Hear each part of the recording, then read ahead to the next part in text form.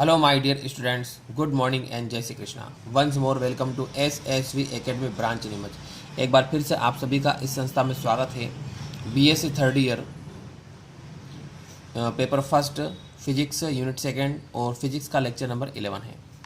Dear students, आज अपन एक theoretical question पढ़ने जा रहे हैं जो बहुत ही इम्पोर्टेंट है और 2016 में पूछा गया है। देखिए, ये वाला क्वेश्चन है 2016 में पूछा गया है। क्वेश्चन क्या है, देखो। तरंग फलन की अपभ्रष्टता से क्या तात्पर्य है? What is meant by degeneracy of function? सिद्ध करो कि हाइड्रोजन परमाणु के nवें ऊर्जा स्तर की अपभ्रष्टता 2n² होती है। Prove that the degenerate state of nth energy level for hydrogen atom is 2n²। ठीक, तो यहाँ पे दो शब्द रहेंगे, एक अपभ्रष्ट रहेगा, एक अनपभ्रष्ट रहेगा। अपभ्रष्ट, एक अनपभ्रष्ट। अब अपभ्रष्ट और अनपभ्रष्ट का मतलब क्या होता है? इसका मतलब होता है डीजनरेसी, इसका मतलब होता है नॉन डीजनरेसी।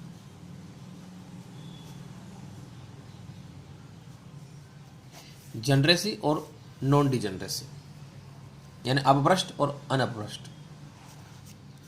अब इसका मतलब क्या होता है, देखो पहले पढ़ते हैं अपन। यदि किसी ऊर्जा आइगन मान ई के संगत केवल एक आइगन फलन साई होता है तो तरंग फलन अनअपभ्रष्ट कहलाता है और निकाय की यह अवस्था अनअपभ्रष्ट अवस्था कहलाती है। देखो किस प्रकार से, जैसे एनर्जी ऊर्जा का आइगन मान ई है, इसके संगत आइगन फलन यदि साई अकेला हो, यानी एक ऊर्जा आइगन मान के संगत एक आइगन फलन होता है, तब इसको अपन बोलते हैं अनअपभ्रष्ट, नॉन डिजनरेसी। ठीक, if the eigen function corresponding to eigen energy is only one, then it is called non degeneracy state. देखो, यानी यदि किसी ऊर्जा आइगन मान के संगत केवल एक आइगन फलन होता है तो तरंग फलन अनअपभ्रष्ट कहलाता है, नॉन डिजनरेसी कहलाता है, और निकाय की ये जो अवस्था है अनभ्रष्ट अवस्था कहलाती है। And the state of the system is called non degeneracy state. अब अपभ्रष्ट की बात करते हैं। ये तो अनअपभ्रष्ट हुआ। अपभ्रष्ट में क्या होगा, ऊर्जा ई के संगत एक से अधिक आइगन फलन हो जाएंगे, साई 1, साई 2, साई 3। ठीक, यानी यदि एक ऊर्जा आइगन के मान के संगत कई ऊर्जा फलन होते हैं, साई 1, साई 2, साई 3, तो इसको अपन बोलते हैं अपभ्रष्ट। देखो किस प्रकार से। किंतु यदि किसी ऊर्जा आइगन मान ई के संगत दो या दो से अधिक आइगन मान फलन साई 1, साई 2, साई 3 होते हैं तो विभिन्न तरंग फलन अपभ्रष्ट कहलाते हैं तथा निकाय की अवस्था अपभ्रष्ट अवस्था कहलाती है। दूसरे शब्दों में निकाय अपभ्रष्ट अवस्था में कहा जाएगा। क्लियर? यानी यहां से देखो आप, बट इफ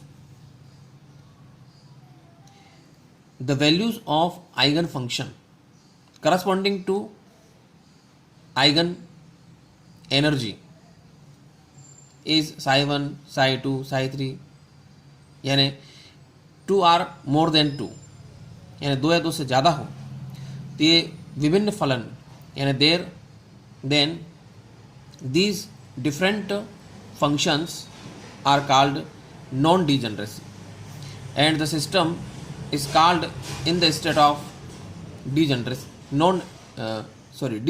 स्टेट। ठीक, दूसरे शब्दों में निकाय अपभ्रष्ट अवस्था में कहलाता है, यानी in other word the system is called in the state of degeneracy. तो क्लियर हो गया। डिजनरेसी का मतलब होता है अपभ्रष्ट, नॉन डिजनरेसी का मतलब होता है अनअपभ्रष्ट। यानी सीधी सी बात है, केवल एक ऊर्जा का मान है, इसके संगत आइगन फलन एक से ज़्यादा है तो उसको अपभ्रष्ट कहेंगे। ऊर्जा के आइगन मान के संगत एक ही फलन हो तो उसको अनअपभ्रष्ट कहेंगे। एक से ज़्यादा होते हैं तो अपभ्रष्ट, और एक ही अकेला होता है तो अनअपभ्रष्ट कहलाता है। क्लियर? अब साथ में क्वेश्चन देखो, हाइड्रोजन परमाणु ये क्वेश्चन भी साथ में, हाइड्रोजन परमाणु के nवें ऊर्जा स्तर की अपभ्रष्टता 2n² होती है, अपने को बतानी है। ठीक है, 2n²। आप जानते हो 2n² क्या होता है? इलेक्ट्रॉन्स भरने का एक रूल होता है। 2n² क्या होता है? इलेक्ट्रॉन्स भरने का एक रूल होता है। जैसे पहली कक्षा में 2 इलेक्ट्रॉन आते हैं, फिर 8 आते हैं, फिर 18 आते हैं, फिर 32 आते हैं। ये सीक्वेंस रहती है, क्रम रहता है। तो ये इससे पता चलता है। तो इसकी अपभ्रष्टता कितनी होती है? 2n² होती है हाइड्रोजन परमाणु के लिए। ये अपने को बताना है। अब देखो, वेक्टर परमाणु मॉडल के अनुसार किसी ऊर्जा स्तर में इलेक्ट्रॉन की अवस्था 4 क्वांटम संख्याओं द्वारा निर्धारित की जाती है। और 4 क्वांटम संख्या कौन कौन सी होती है? n, l, ml और ms। ये 4 क्वांटम संख्या होती है। ठीक, यानी according to vector atom model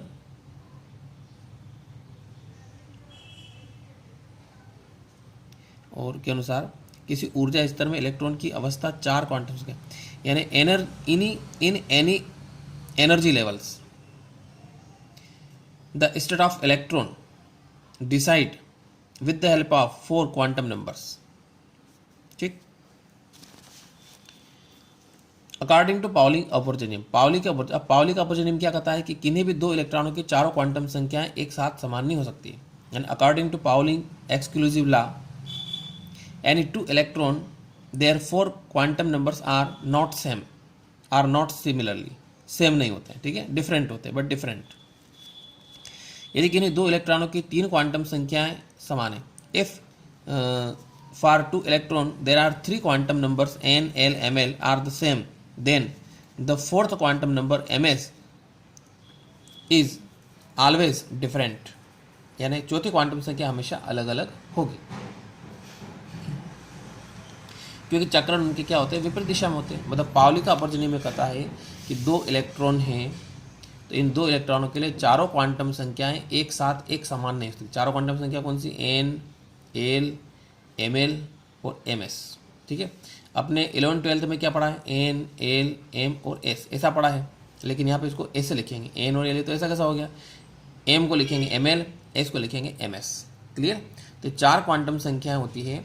तो पाउली के अपवर्जन नियम के अनुसार किन्हीं 2 इलेक्ट्रॉनों के लिए चारों क्वांटम संख्या एक साथ समान नहीं हो सकती है। यदि संयोगवश 3 क्वांटम संख्या समान आती है, तो चौथी क्वांटम संख्या अवश्य ही अलग अलग होगी। यही इसमें पूरा लिखा है। अब अपन हाइड्रोजन परमाणु के लिए दिखाएंगे कि अपभ्रष्ट फलन है। देखो, प्रथम ऊर्जा स्तर की बात कर रहे अपन। प्रथम ऊर्जा स्तर यानी फर्स्ट एनर्जी लेवल की अपभ्रष्टता। ठीक है, यानी degeneracy for the first energy level. प्रथम ऊर्जा स्तर अर्थात के लिए चारों क्वांटम संख्या निम्न है। चारों क्वांटम संख्या लिखेंगे। एक अपन टेबल बनाई है जिसमें n, l, ml और ms चारों क्वांटम संख्या आ जाएगी। n मतलब पहली कक्षा होगी 1, पहली कक्षा को, ये पहले शेल को k से रिप्रेजेंट करते हैं। l इसके लिए 0 होता है। जब l 0 होता है तो ml भी 0 होता है, ध्यान रखना अपने को। Is that clear? अब यहाँ से ms लिखेंगे, तब यहाँ से इसमें क्या है? 2 इलेक्ट्रॉन आते हैं। पहली कक्षा में 2 इलेक्ट्रॉन आते हैं। तो पहला इलेक्ट्रॉन प्लस हाफ, दूसरा इलेक्ट्रॉन माइनस हाफ, यानी कुल मिलाकर के 2 इलेक्ट्रॉन हो रहे हैं यहाँ पे। ठीक, इसको ऐसा लिख सकते हैं 2 × 1², यानी यहाँ पे आपके 2n² वाले रूल से काम चल रहा है। 2n² बन रहा है, n = 1 रख दिया अपने, 2n² कर दिया इसमें। अब द्वितीय ऊर्जा स्तर की अपभ्रष्टता निकालेंगे, यानी degeneracy for the second energy level. तो द्वितीय ऊर्जा स्तर अर्थात L के लिए चारों क्वांटम संख्या लिखेंगे। देखो,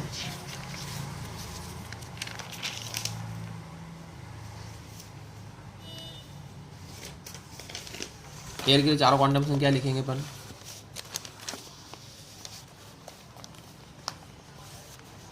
ये देखिए, n, l, ml और ms चारों क्वांटम संख्या लिखी। अब यहाँ पे आपके n का मान 2 है, यानी कौन सी कक्षा हो गई? आपके l वाली कक्षा हो गई है। ठीक, अब यहाँ पे l के 2 मान होते हैं, 0 और 1, क्योंकि l का मान 1 कम चलता है। अब n का मान 2 है तो l का मान क्या होगा? 0 और 1 तक चलेगा। ठीक है, जैसे l के जो मान होते हैं वो 0 से स्टार्ट होते हैं और 1 कम तक चलते हैं, n-1 तक चलते हैं। अब मान लो n बराबर 2 है, n बराबर 2 है तो l बराबर क्या आ जाएगा 0 1। क्लियर। अब मान लो n बराबर 3 आता है तो l बराबर क्या आएगा 0 1 और 2 आ जाएगा। और तो एक कम तक लेना है, एक कम तक ले लिया 0 1। अब 0 के लिए प्रत्येक में, ये प्रत्येक कक्षा के प्रत्येक में 2 इलेक्ट्रॉन आते हैं। ठीक है, जब l 0 होता है तो ml भी 0 होता है। l बराबर 1 होता है तो यहाँ पे m बराबर p कक्षा बनती है, और p जो बन रहा है उसमें क्या बन रहा है px pr pz, 3 चीज़ें बनती है, px pr pz बनता है। क्लियर। अब एम से लिखेंगे, फर्स्ट में 2 इलेक्ट्रॉन आते हैं तो 2 इलेक्ट्रॉन के लिए प्लस हाफ माइनस हाफ, तो 2 आ गए, कुल मिला के 2 इलेक्ट्रॉन आ गए। अगले वाले में ये जो है, ये जो बता रखा -1 0 +1, इसका मतलब यहाँ पे ये होता है, ये आप अच्छे तरीके से जानते हो, px py और pz। क्लियर। अब प्रत्येक में कितने इलेक्ट्रॉन आते हैं 2 इलेक्ट्रॉन आते हैं, तो इसमें प्लस हाफ माइनस हाफ, ये इसके लिए, फिर इसके लिए प्लस हाफ माइनस हाफ, फिर इसके लिए प्लस हाफ माइनस हाफ, कुल मिला के कितने इलेक्ट्रॉन हो गए 8 इलेक्ट्रॉन हो गए, क्योंकि 2 ऊपर से आ गए, 2 ऊपर से आ गए, 6 ये हो गए हैं, 2 ऊपर से आ गए 6 हो गए हैं, तो टोटल कितने हो रहे हैं 8 हो रहे हैं। और 8 को ऐसा लिख सकते हो 8 गुणित 2 का स्क्वायर, यानी 2n² वाला फार्मूला लग रहा है, 2 गुणित 2 का स्क्वायर, ऐसा कर सकते हैं, 2 दूनी 4 4 दूनी 8 हो जाएगा। देखो, यानी कुल मिला के अपने को 2n² का फार्मूला लगाना है, ये वाला फार्मूला आपको इसमें लगाना है। इसके बाद देखो सेकेंड, तीसरा ऊर्जा स्तर लिखते हैं अपन, यानी degeneracy for the third energy level. तृतीय ऊर्जा स्तर अर्थात इसके लिए चारों क्वांटम संख्या इस प्रकार से है।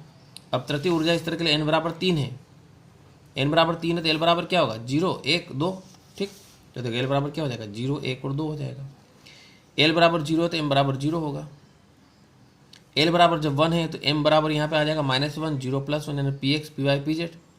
इसके बाद जब l बराबर 2 है तो m बराबर यहाँ पे क्या आएगा, देखो -2 -1 0 +1 +2, यानी m के मान -l से +l तक होते हैं, ये आप जानते हो, -l 0 और +l, यानी m के मान -l से लगाकर +l तक चलेंगे। जैसे 1 है तो 1 के लिए -1 0 1 +1, 2 है तो 2 के लिए क्या आ जाएगा -2 -1 0 +1 और +2 आ जाएगा। Is that clear.